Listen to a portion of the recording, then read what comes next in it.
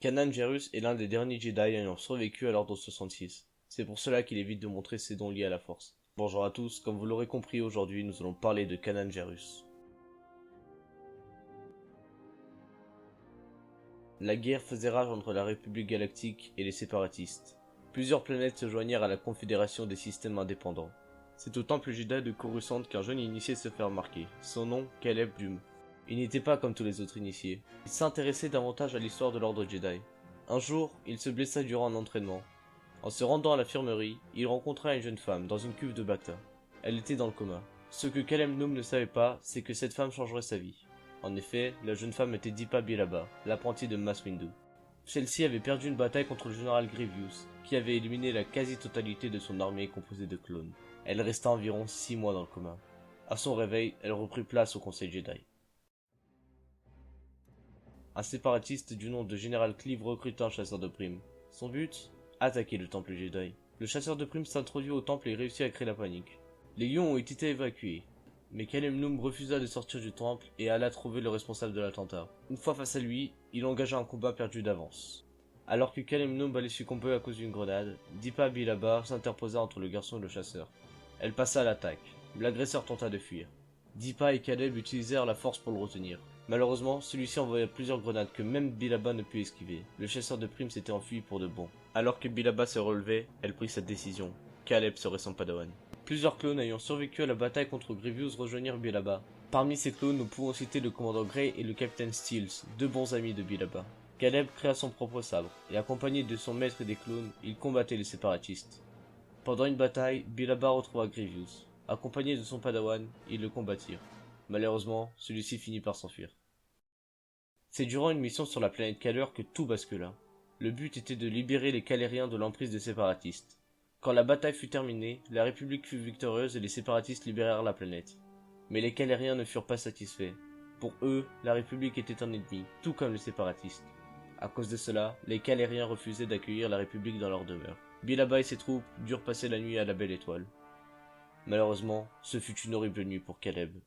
Le commandant Grey reçut un appel holographique. C'était Dark Sidious. Il était temps d'exécuter l'ordre 66. D'un seul coup, Deepa Billaba réveilla Caleb Dume et lui ordonna de s'enfuir. Puis, elle se prit un coup de blaster et mourut. À présent, Caleb était seul, sans communication ni contact. Il se faisait traquer par les clones. Pendant plusieurs jours, Caleb vagabondait dans les rues, cherchant de la nourriture pour ne pas mourir de faim. Un jour, il rencontra un Calérien du nom de Janus Casimir. Celui-ci accepta de l'héberger dans son vaisseau. Mais Caleb avait un plan. Voler ce vaisseau pour se rendre sur Coruscant et informer les maîtres Jedi de l'exécution de Deepa Billaba. Il réussit à faire décoller le vaisseau, mais pendant son voyage, il reçut un appel d'Obi-Wan Kenobi. Il s'adressait à tous les Jedi survivants. Il annonça la chute de l'ordre Jedi. Il annonça qu'il ne fallait en aucun cas revenir sur Coruscant. Caleb ne savait plus quoi faire. Il était perdu. Il retourna sur Kaller et redonna le vaisseau à son propriétaire.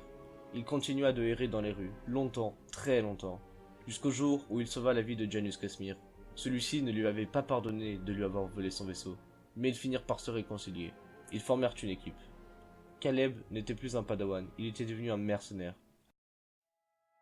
Avec Janus, il volait plein de marchandises pour les revendre au marché noir. Un jour, un des contacts de Caleb s'avérait être le général Cleave. Mais celui-ci avait décidé de quitter les séparatistes, à cause de leur défaite et de l'arrivée de l'Empire. Le but de la mission était d'échanger de l'épice contre un vaisseau. Cleave emmena Caleb au vaisseau. Celui-ci se nommait l'Espoir de Farbrook. Caleb en tomba amoureux, mais la visite du vaisseau fut de courte durée. Le commandant Grey et le capitaine Steels avaient retrouvé Caleb et l'emprisonnèrent. Les clones se mirent en route vers Kaller pour exécuter Caleb. Celui-ci essaya de raisonner ses deux amis, en vain. Steels était déterminé à le tuer, mais Grey commença à douter. Mais avant que le commandant Steels ne pût achever Caleb, leur vaisseau se fit attaquer. C'était Janus. Par cette occasion, Caleb utilisa la force et ouvrit le sas du vaisseau. Il fut éjecté dans l'espace. Janus le récupéra, et avec l'aide de Cleave, qui pilotait l'espoir de Farbrook, il attaqua le cargo des deux clones. Mais le cargo était protégé par des boucliers. Grey, qui en avait assez d'être manipulé par l'empereur, sabota ses boucliers. Alors Janus et Cleave pouvaient à présent détruire le cargo. Une fois le cargo détruit, ils se posèrent sur Kaller. C'est ici que Caleb fit ses adieux à Janus. Il en avait assez de travailler comme mercenaire. Il prit l'espoir de Farbrook et s'envola dans les airs. Caleb Dume était mort avec Deepa Billaba. À présent est né Kanan Jarrus, le dernier padawan. Voilà, vous connaissez à peu près le passé de Kanan Jarrus. Je tenais à vous raconter son histoire car je l'ai trouvée assez touchante. J'ignore s'il y a des livres qui parlent de sa rencontre avec Hera. Si je découvre cette information, je vous en ferai part dans un prochain Galaxie Lointaine. C'est tout pour moi pour aujourd'hui, c'était Rostis, salut tout le monde et n'oubliez pas, il n'y a pas de mort, il n'y a que la force.